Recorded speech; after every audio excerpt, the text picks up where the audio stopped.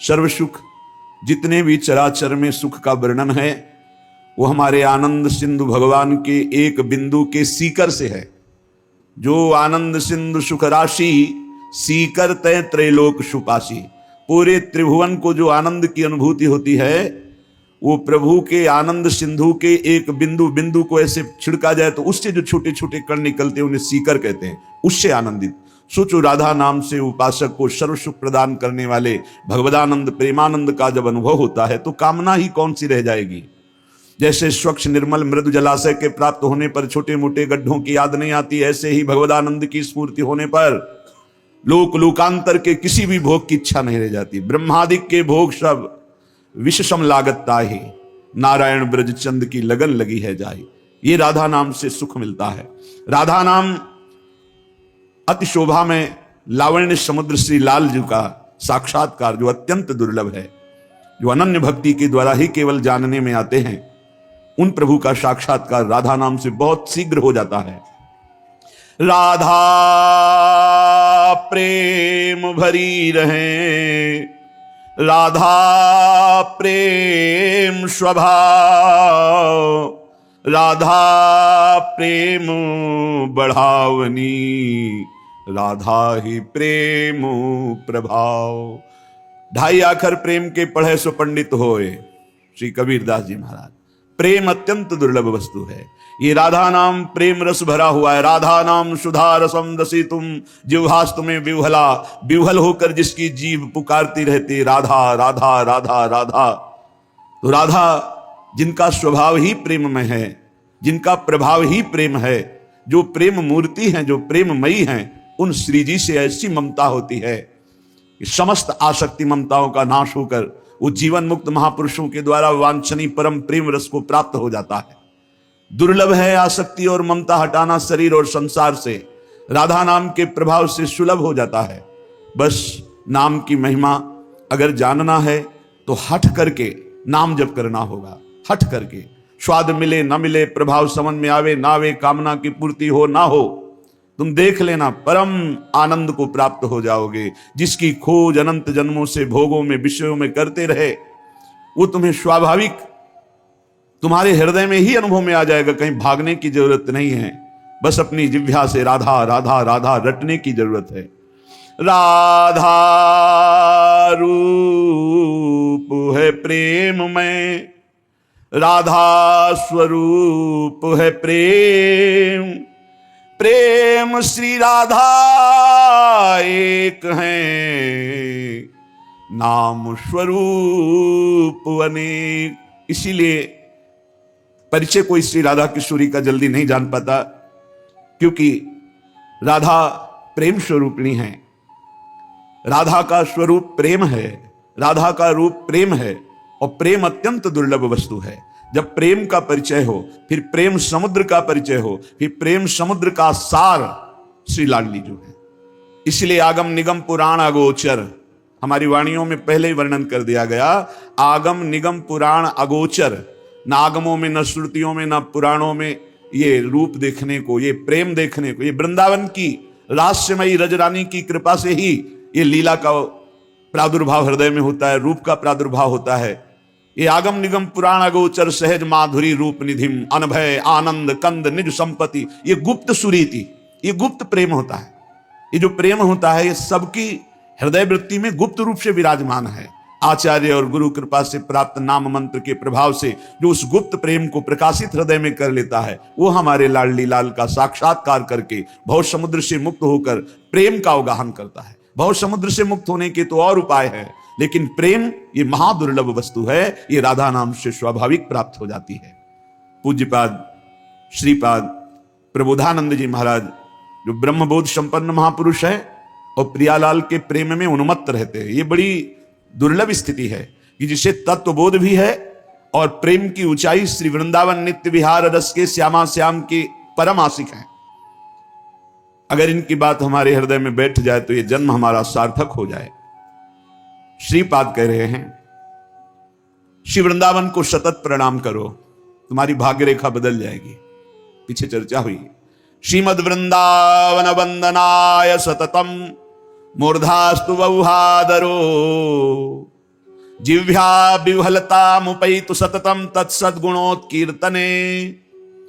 यदि तुम्हें इस बात पर विश्वास हो कि तुम्हारे भाग्य को पलटने की सामर्थ्य वृंदावन की रज रखती है, अनंत शक्ति संपन्न, जहां जहां आप महिमा पढ़ेंगे ब्रह्मबोध की या प्रेम की, तो वहां महापुरुषों की चरण रज से अभिषेक करने को कहा गया। बड़े बड़े महापुरुष जिनकी चरण रज चाहते हैं वह प्रेम स्वरूपा गोपी जन। जहां उद्धव जी जैसे महापुरुष उनकी चरण रज प्राप्ति के लिए यहां की घास लता औषधि बनना चाहते हैं। जो रज शिव सनकादि के याचत, सो रज शीश चढ़ाऊं, किशोरी तेरे चरणन की रज पाऊं। जो शिव सनकादि भी याचना करते हैं कि मुझे ये निरंतर रज का वास हो, रज का सेवन हो, अपने माथे पे रज को धारण करूं। हरिराम व्यास जी कहते हैं, किशोरी मोहि अपनी कर लीजय, और दिए कछु भावत नाही, सी वृंदावन रज दीजय। इस रज का ऐसा प्रभाव है कि अनंत जन्मों के परिणाम स्वरूप जो लिखा हुआ हमारा कुभाग्य है, वो रज रानी मेट देती है। नहीं, भगवत प्रेम प्राप्ति, भगवत साक्षात्कार, भगवत चरणारविंद की नित्य सेवा, श्रीअंग सेवा, ये हमारे भाग्य में नहीं लिखी, किसी भाग्य वाले से पढ़ा लीजिए। ये रजरानी नवीन भाग्य लिखती हैं, हमारे अशुभों का नाश करके, प्रारब्धों को क्षय करा करके प्रिया प्रीतम की प्राप्ति के लिए नवीन भाग्य की रचना। तो श्रीमद वृंदावंदनाय सततम मूर्धास्तु औहादरे, श्रीधाम वृंदावन में मस्तक रखकर प्रणाम करो। रजोगुणी मत बनो। रजोगुण के कारण ये रजरानी ऐसा लगता है कि माटी है, कहां नहाए धोए, हम ऐसे रूप में रज लगावें, ये बड़ा रजोगुण है। स्वयं हमारे प्रभु सच्चिदानंद अखिल कोटि ब्रह्मांड नायक परात परीश आनंद कंद श्री लालजू श्री कृष्णचंद्र जी महाराज इस रज को माथे पे धारण करते हैं। प्रियाचरण रज जान के लुठत रसिक सिरमौर, इस रज को चखा। कथा ब्रह्मांड घाट में लालजू ने रज को बछड़े बनकर, शास्त्रों बछड़े बनकर ब्रज 84 कोस की रज को चखा, रज को मस्तक से लगाया। अगर इस रज को मस्तक से लगाओगे तो तुम्हारा प्रारब्ध जो तुम्हें महान फसाव वाला, दुख देने वाला है, फसाव दुख आना कोई बात नहीं, लेकिन चित्त ना फंसे तो दुख दुख ही नहीं है, पर वो पहला दुख देने के लिए बुद्धि, मन और चित्त को फंसा लेती है माया। और जो रजरानी का सेवन करते प्रारब्ध के परिणाम स्वरूप दुख सुख आएगा, लेकिन फंसा नहीं पाएगा, मिट जाएगा। और नवीन प्रारब्ध रचना प्रियालाल के समीप जाकर अखंड वास करना। न मरना है, न बुढ़ापा है, न रोग है, न बिछुड़ना है। और हम जिनको प्यार करते हैं उनमें भी प्रभु जो विराजमान, उन्हीं को प्यार करते हैं, अनजाने में हम किसी को प्यार नहीं करते। देखो ना, जब प्रभु अंतर ध्यान हो जाते हैं तो शरीरों के साथ तुम क्या व्यवहार करते हो, चाहे वो पूज्य पिता का शरीर हो, माता का हो, या प्राण प्यारी पत्नी का हो, या पुत्र का हो, आप जला देते हो, गाड़ देते हो। कैसी दुर्दशा करते उस शरीर की। क्यों? बोले वो चला गया जो था। कौन था? वो हरि थे, और वही साक्षात जो सबके अंशी है, जब उनसे मिलेंगे तो कैसा आनंद मिलेगा। ये मानव जीवन तभी सार्थक होगा। विश्वास करो, जब नाम रूप लीला धाम, ये 4 सोपान हैं भगवत प्राप्ति के। शकल कृष्ण धामाद्भुतम, भगवान श्री हरि के धामों में बड़ा अद्भुत धाम वृंदावन है। तदे तदखिलाद्भुतम भज रसेन वृंदावनम, तो यहां का भजन करने वाले भी अद्भुत हैं।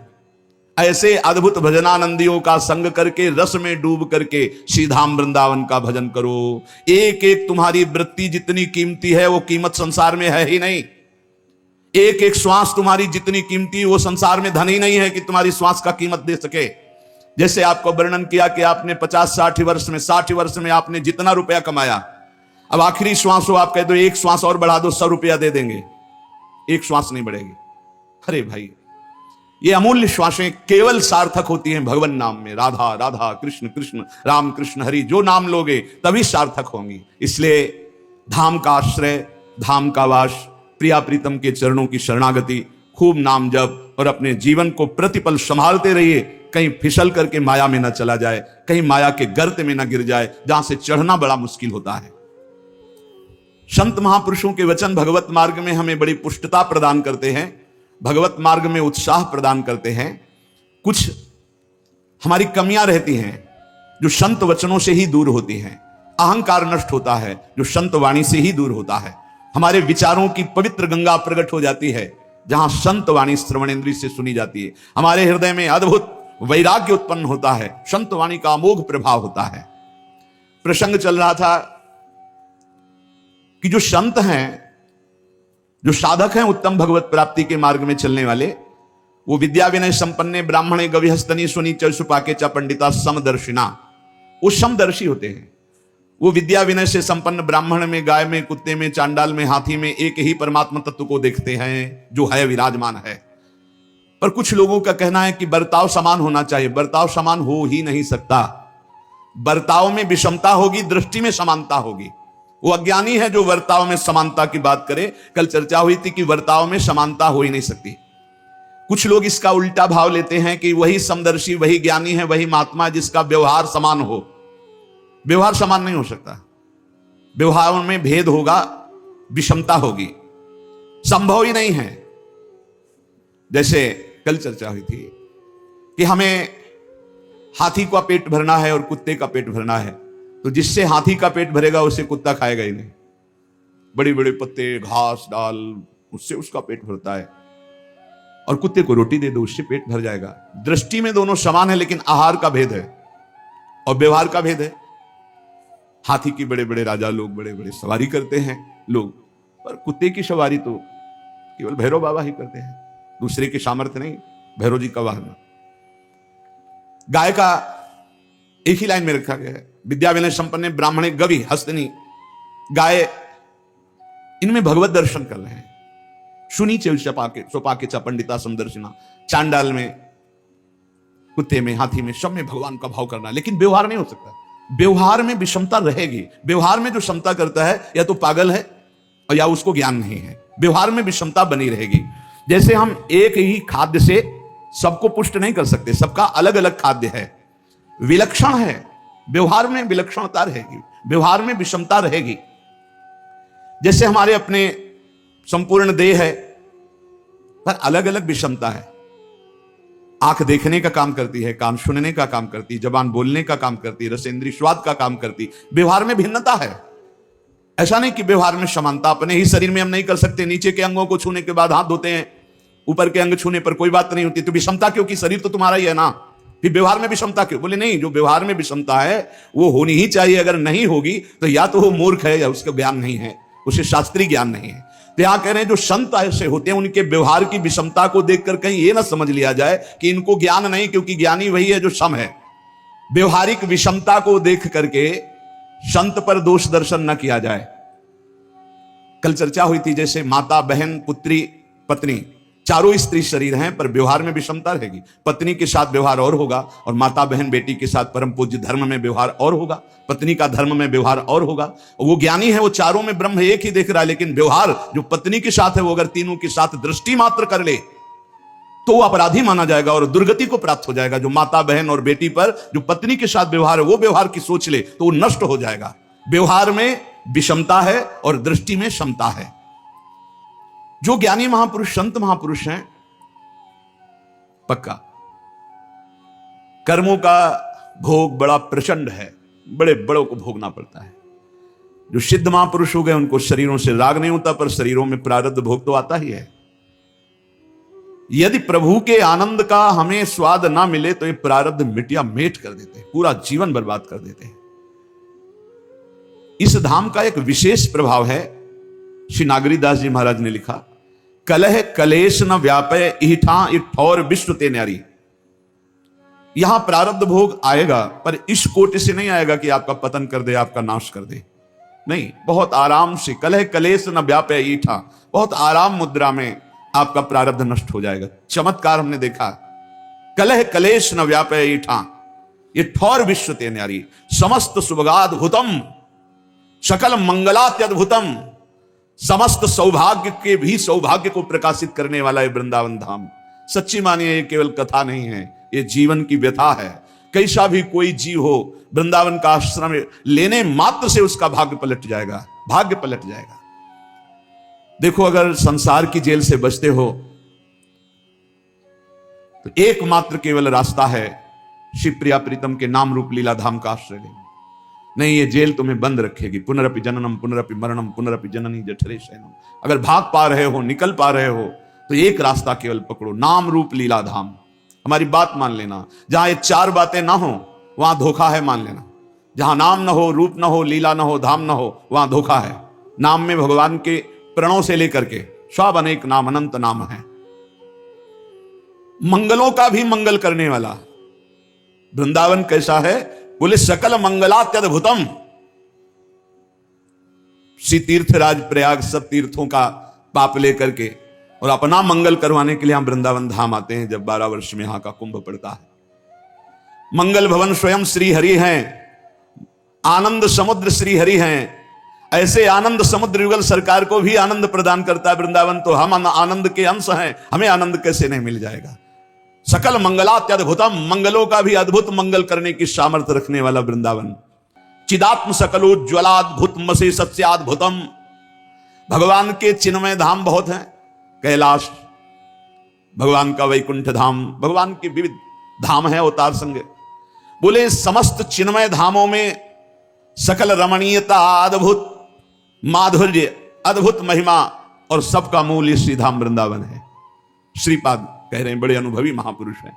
समस्त वरदाद्भुतम, वरदान देने वालों को भी वरदान देने की सामर्थ्य वृंदावन रखता है। समस्त वरदाद्भुतम। एक माई बांके बिहारी लाल की शोभा देखकर मुग्ध हुई, घर गई, अपनी जेवर बेची, कुछ और भी जो मूल्य सामग्री थी बेची और आई और फूल बंगला बनाया। वो रिझी बिहारी जी पर, बिहारी रिझ गए उस पे। फूल बंगला में बिहारी जी बैठे, बाहर बैठे, वो देख रही, देखते देखते सीधे निकुंज, सीधे बिहारी जी को देखते देखते देखते अपने आभूषण से बेचकर फूल बंगला देखते रीझ गए। वो बिहारी जी को देख के रीझ गई, बिहारी जी उनको देख के रीझ। समस्त वरदाद्भुतम, इससे बड़ा कौन सा वरदान होगा। बिहारी जी को दर्शन करते हुए बिहारी जी को सुख प्रदान किया, फूलों के बंगला में बैठाल कर लाडले को निरखते हैं। क्या तरसते हैं अपने लोग कि ऐसी मृत्यु हो जाए, हमारे इष्ट सामने हो और उनको देखकर प्राण निकल रहे हो, और जो जीवन में कमाया उससे उनका श्रृंगार कर दिया। बलिहार जीवन। श्रीधाम वृंदावन वरदान देने वालों को भी वरदान देने में समर्थ है। समस्त वरदाद्भुतम। यहां किसी का साप लागू नहीं होता, यहां किसी का किसी भी तरह से मारण टुटका, यहां जो वास करते हैं ना उनके ऊपर लागू नहीं हो सकता। चाहे जितना बड़ा बलवान हो, मंत्रवेत्ता हो, तांत्रिक हो, उसका प्रभाव नहीं पड़ सकता, क्योंकि यहां जिनके चरण चिन्ह बने हुए हैं उनके चरणों में एक अद्भुत सामर्थ्य विराजमान है। वैसे तो अनंत शक्तियां हैं, पर वरदान देने वालों को भी वरदान देने की सामर्थ्य क्यों है वृंदावन में? क्योंकि प्रियाजू के चरण चिन्हों से चिन्हित यह भूमि है, और प्रियाजू के चरण चिन्हों में जो एक बार अपने आप को समर्पित कर चुका है, शाप ताप रोग शोक दारुण दुखारी, ये लाल इष्ट दुष्ट दलन कुंज भवनचारी प्यारी जू के चरणारविंद है। जो धामवासी है वो कोई बाहरी उसको शाप देना चाहे लागू ही नहीं होगा। ताप दैहिक दैविक भौतिक, कोई भूल चूक से पाप बन जाए धाम में लागू ही नहीं होगा उसके ऊपर। रोग शोक दारुण दुख हो ही नहीं सकता। जिसने श्रीधाम वृंदावन का आश्रय अखंड वास स्वीकार कर लिया, नहीं हो सकता। बहुत ऐसे उदाहरण हमने देखे, बहुत उदाहरण कि बड़ी बुरी दशा शरीर की और बड़ी उच्च कोटि की दशा को प्राप्त हुए शरीर छूटते ही, बहुत उच्च कोटि की दशा को। ये आंखों देखी घटनाएं हम बता रहे हैं आपको। विश्वास कीजिए, श्रीधाम वृंदावन का चमत्कार देखा। वो जब आते थे बहुत भागवतिक प्रश्न करते थे, बड़े स्वस्थ शरीर के थे। एक दिन हमने कहा कि ऐसे प्रश्न करते करते शरीर छूट जाएगा, बंद करो ये सब प्रश्न करना और श्री जी के शरण में होकर नाम जप करो, मत जाया करो विदेश। यहां अपने धर्म से युक्त होकर प्राण त्यागने की तैयारी करो। उनको लग रहा था कि संत जन ऐसे बोलते रहते हैं। कुछ दिनों में आए और उनका कैंसर हो गया, शरणागत। आप डरना मत, जितनी श्वासें बची राधा राधा बोल गए। ऐसी हालत हो गई कि पूछो मत। कैंसर तो जो अपना रूप धारण करता है। कहा भाई, अरे वो तो रो पड़े, बस तुम वृंदावन आ जाओ। कैसे आ सकते हैं, यहाँ सब डॉक्टर वो जकड़े हुए, वो सब लगे हुए, कैसे? कदापि नहीं। भाई अब तुम्हें जाना है, तुम बस आ जाओ वृंदावन, हमारी बात मान लो, जैसे बने वैसे तुम आ जाओ। तुम्हें जाना है, कोई डॉक्टर नहीं बचा सकता, तुम आ जाओ वृंदावन। यही सामने भक्ति वेदांत में जब आए सूचना मिली, गए तो दृश्य बदल चुका था, आंखें धस गई, सब शरीर रो पड़े, बड़ा भयंकर कष्ट है। तो एक चितवन होती है हमारी श्री जी की, वो निहाल करने वाली होती है, वो बनावटी नहीं होती। वो उस समय हुई का राधा राधा राधा बोली और हृदय भराया कि श्री जी, जीव अपनी ताकत से आप तक नहीं पहुंच सकता, आपकी कृपा से। बस एकदम भावुकता का निश्चिंत उतर के कुटिया पहुंचे, सूचना आ गई, पधार गए, हो गया काम, जा ले जा। समस्त वरदाद्भुतम, विश्वास मानिए, अनंत जन्मों की बिगड़ी बनाने में समर्थ है वृंदावन। कभी कोई चूक ना करे। यदि वृंदावन वास मिल गया तो किसी भी स्थिति में वृंदावन मत छोड़ना। हमारी प्रार्थना मान लेना, अनंत जन्मों की बिगड़ी बन जाएगी। ये मायावी रिश्ते नातेदार, ये मायावी धन संपत्ति की भोग वासनाएं, ये शरीर की सुख वृत्तियां, चलो बंबई वहां अमृत पिला दिया जाएगा, तुम अमर हो जाओगे, ये सब माया के नाटक हैं, मत भूलना। जो कछु लिखो लीलाट दुख सुख देह संग भुगते गो जहां जाएगो, यह सिद्धांत अभंग, यह सिद्धांत अभंग, तजत क्यों धीरज प्राणी, वृंदावन परिहरे प्रिया प्रीतम रजधानी। जो कुछ लिखा है भाग्य में, भाग के जाओ, भोगना पड़ेगा। यहां तो मिटा देंगे मेरी लाडली जो है। अधिक कष्ट कभी देखा ही नहीं। जब अधिक कष्ट हुआ है तो अधिक दुलार मिला है। कई बार बताया, आप विश्वास कीजिए। इसलिए प्रार्थना है, ना वास कर पाओ अगर सौभाग्य ऐसा नहीं तो आश्रय। आश्रय ऐसे माना जाता है कि जैसे आप विदेश गए हो, लौट करके आप जहां छुट्टी मिली तो घर के लिए कैसे भागते हो, ऐसे वृंदावन के लिए भागो। और आपका एक एक दिन वृंदावन की चिंतन से व्यतीत हो तो आपका दृढ़ आश्रय माना जाएगा कि आप वृंदावन आश्रित हो। जो वास वाले को फल मिलता है वही आश्रय वाले को भी फल मिलता है। कबीरदास जी ने भीड़ ना जमा हो इसलिए काशी की एक वैश्या को लेकर पूरी नगरी में घूम गए। अब लोगों की श्रद्धा तो ऐसे ही है, कोई विशेष निष्ठावान होते हैं, नहीं तो सद्गुण और वाहवाही को देखकर भीड़ इकट्ठा होती है। सद्गुण और वाहवाही, जरा सा दुर्गुण दुराचार का प्रचार हो जाए, जरा सा झूठी, भीड़ हटने लगेगी। वो तो फिर लीला करके ऐसे। वैश्या ने जो देखा कबीर शाह आए तो प्रणाम किया, कहा भगवान मेरी गली में आना आपकी निंदा का कारण हो जाएगा। तो उनका बेटा कुछ ऐसा ही मैं करवाना चाहता हूं कि हमारी निंदा हो, क्योंकि बहुत भीड़ आती है, भजन में विघ्न पड़ता है। बोले प्रभु जैसी आज्ञा। तो गंगा जल की बोतल हाथ में लेके तो पूरी काशी नगरी में हाहाकार मच गया। कोई कहता पहले से कहते थे ऐसे ही है, कोई कहता नहीं नहीं ये इनकी लीला है, बिल्कुल नहीं मान सकते, कुछ भी करे ये साक्षात भगवत प्राप्त महापुरुष है। बड़ी अलग अलग भावनाएं। कुछ ऐसे चुटके जो निष्ठावान थे वो जाकर दंडवत करते, बका भीड़ तो खत्म हो गई। राजा को अश्रद्धा हो गई, काशी नरेश को, कि ऐसा नहीं, अगर लीला भी करनी तो ऐसी लीला जिससे हजारों की श्रद्धा का नाश हो जाए। बहुत कबीरदास जी वहां गए तो उतर के साष्टांग दंडवत करता, श्रद्धा ही खत्म हो गई तो साष्टांग दंड, तो जल लिया और शांत शांत शांत। उनका आप क्या लीला कर रहे हो, आप क्या शांत शांत? बोले जगन्नाथपुरी में उनके पार्षद के वस्त्र में आग लग गई, तो आग लग रही थी, उसको शांत किया। यहां से जगन्नाथपुरी की आग शांत कर रहे। तुरंत घोड़े दौड़ाए। कुछ समय बाद सूचना आई, यहां कबीरदास जी यहां थे, उन्होंने ही आग बुझी, तो उनको लगा रहे तो सिद्ध चमत्कारी पुरुष। तो कभी कभी अपनी निंदा और अपनी प्रतिष्ठा का जो नाश करने वाले व्यवहार हैं, वो दूसरों के कल्याण के लिए उनका प्रतिकार भी किया जाता है।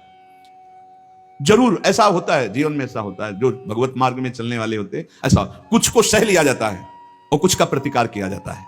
कभी कभी संत महापुरुषों को अपनी निंदा और अपमान करने वालों का भारी प्रतिकार करना पड़ता है, उनको उतरना पड़ता है। क्यों? क्योंकि हजारों की श्रद्धा का विषय होता है, हजारों की श्रद्धा का नाश उसमें हो जाता है। संसारिक पुरुषों को ऐसा लगता है ऐसा कैसे हो सकता है, तो तुम प्रभु को नहीं जानते, इसलिए तुम्हारे हृदय में ऐसा।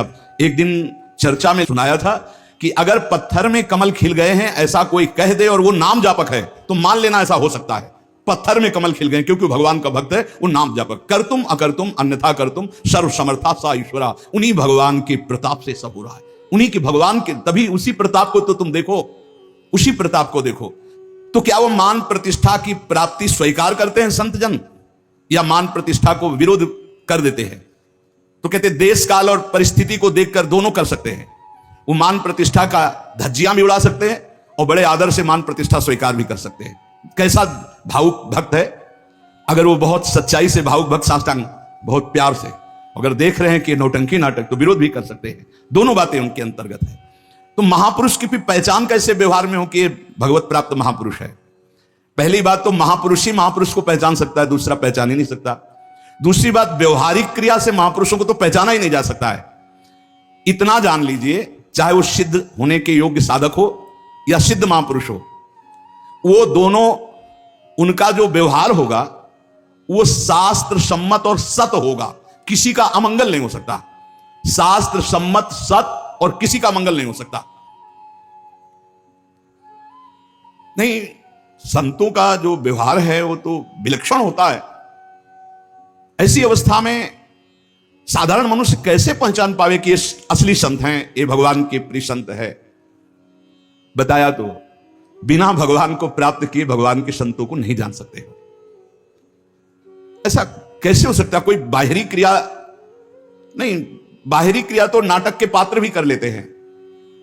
बाहरी क्रिया तो नाटक के पात्र भी कर लेते हैं। इस प्रकार अगर हम बाहरी क्रियाओं से केवल साधु समझे कि जटा जूट और ऐसा ऐसा बाहरी, तो ये तो अभिनय में भी बहुत जोर का रोना।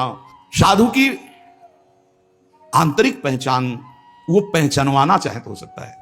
एक उदाहरण में बताते हैं कि एक राजा बहुत बलवान था, उसने अपने शत्रु पक्ष के राजा का नाश कर दिया। उसका अकेला लड़का था और उसकी मां। अब हर समय शत्रु पक्ष का राजा इस चाल में रहता था कि उस बालक को मार दें तो निष्कंटक अधिकार। और उसकी मां बड़ी भागवत थी, रात दिन भजन करती, भगवान से प्रार्थना करती कि भगवान मेरे बालक की रक्षा करना। और भगवान के जो सिद्ध संत होते हैं भगवत स्वरूप होते हैं। उन्होंने विचार किया,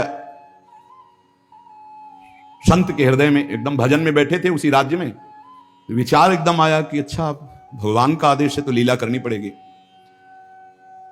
और लीला का उस समय इंतजार करने लगे। तो जो राजा बलवान था, जिसने शत्रु पक्ष के राजा को मारकर उसके लड़के को मारने को ठाना था, उसकी राजकुमारी थी, उसके स्वयंवर की रचना की जब बात आई, कमंडल उठाया, लंगोटी कस के बांधी कमर में, पहुंच गए दरबार में।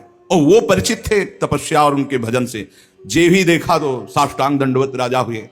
देखो बाहरी आचरण से कैसे भी नहीं जाना जा सकता महात्मा के स्वरूप को, उनकी लीला को। राजा को मालूम था कि ये बड़े प्रसिद्ध और तपस्वी महात्मा हैं। राजा ने तत्काल अपनी कन्या को बुलाया, प्रणाम करवाओ, महाराज आए हैं। राजकन्या बुलाई गई, महात्मा के चरणों में प्रणाम हुआ। महात्मा ने ऐसे देखा नखशिख तक और कहा इस लड़की का तो विवाह हम करेंगे, किसी राजकुमार से न कर देना। राजा तो एकदम होश उड़ गए।